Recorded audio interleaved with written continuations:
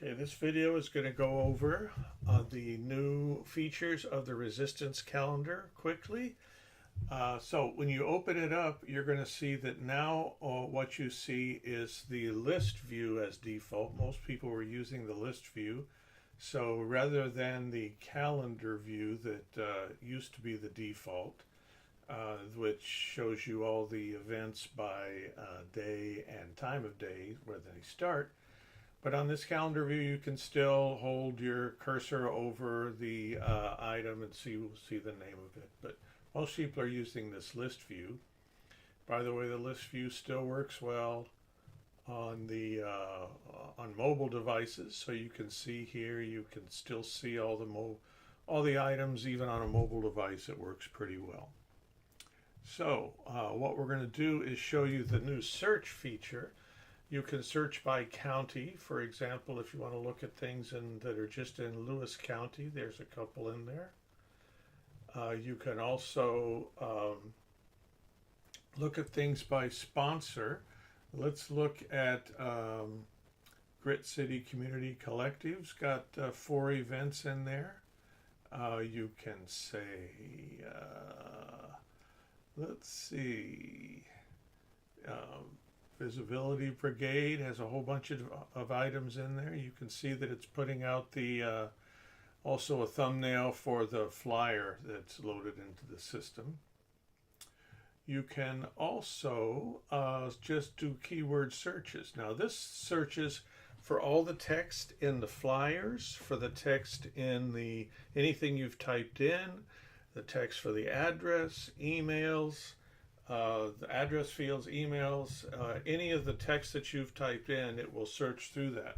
So let's look for singing, for example. See what we have for singing. There's 4 events that mention singing in the system at the moment, so you can see that that's how you might search for that kind of thing. The other things all have to do with entering if you end up entering your own events, the way you would do that is just click the add event up here, which only shows up after you've logged on. And let's say we're going to look at the Boy Scouts camping trip.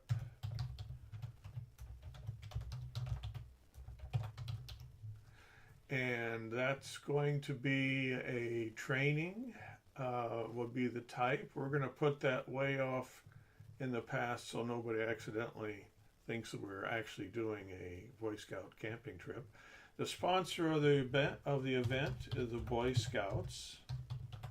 Now, my group is Northwest Indivisible, but so I am posting this for another group. I don't want it to look like this is a Northwest Indivisible group, but they're always linked to the person that has typed it in. So now in this area, you get to type in as much information as you want. It can be about 20 pages of information. I doubt anybody has the patience for that, but you can. So let's look at this. I've just pasted this in. This is information about the Boy Scouts. You're going to save the event, and the event's all in there. Boy Scout trip. And that's all it takes to put something in. Now you could also, this area here also supports what's called the markdown syntax. Many websites these days are using the markdown syntax. For example, to put formatting on the text that you type in. For example, Mobilize uses it. If you're using Mobilize for your group, one of the things you're doing is using the markdown syntax, and that allows you to do things like put in some highlighting. By the way, here's a couple of links for the syntax for markdown as well as the advanced syntax. You can also do things like create bullet lists. Let's create a bullet list here. And we'll do this. It's real interesting to watch.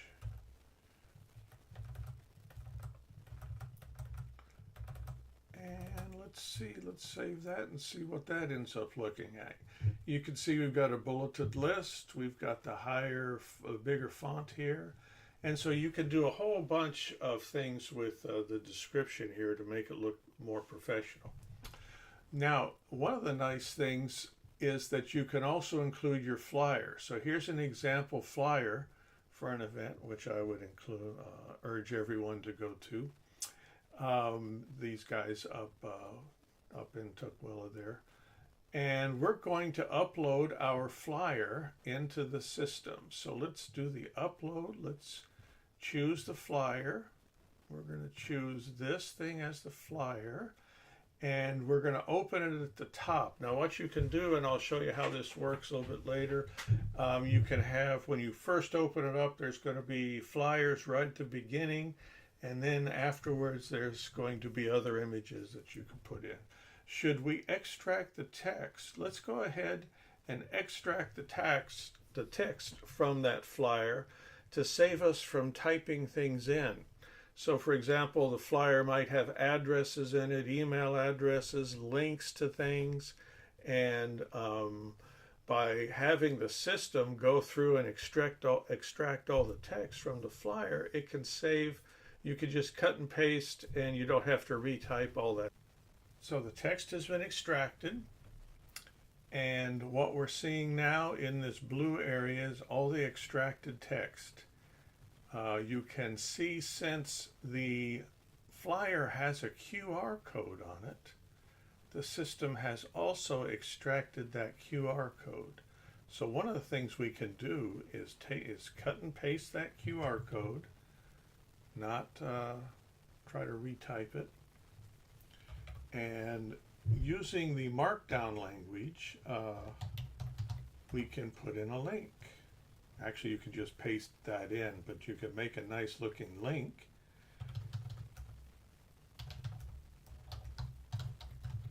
Click here for mobilize and put that link in, and it will create a nice link for you. You can also just change the case so it looks a little bit nicer. You can also just cut and paste these things right in to your document here, and fix that up so it looks real nice if you want to do that. And save that, view the event, and now you've got a nice click here for the link, and you've got all the text otherwise that you could cut and paste in and fix up for the address and all of that kind of thing. All right, you can also add all kinds of things like flyers, not just flyers, but information about your event, such as, why don't we upload a couple of images from past events to show them kind of what we're doing. We don't need the text off of it, just upload, then upload that is real quick. Let's add another one. Let's say, so we've got a couple of pictures of past events to show people the location or who comes, or generally what you think. You know, if you've got an event where you're all handmaids, or you're Lady Liberty or something, and you're showing, or you've got some musical thing, some music, it's kind of nice to be able to then show, when you're displaying it, that you've got these kind of things right there with your event in the calendar.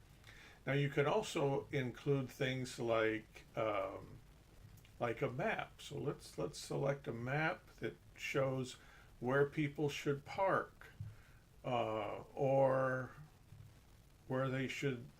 how they find you. So you could do things like this to include with your calendar, with your event. You can also upload PDF files full of information.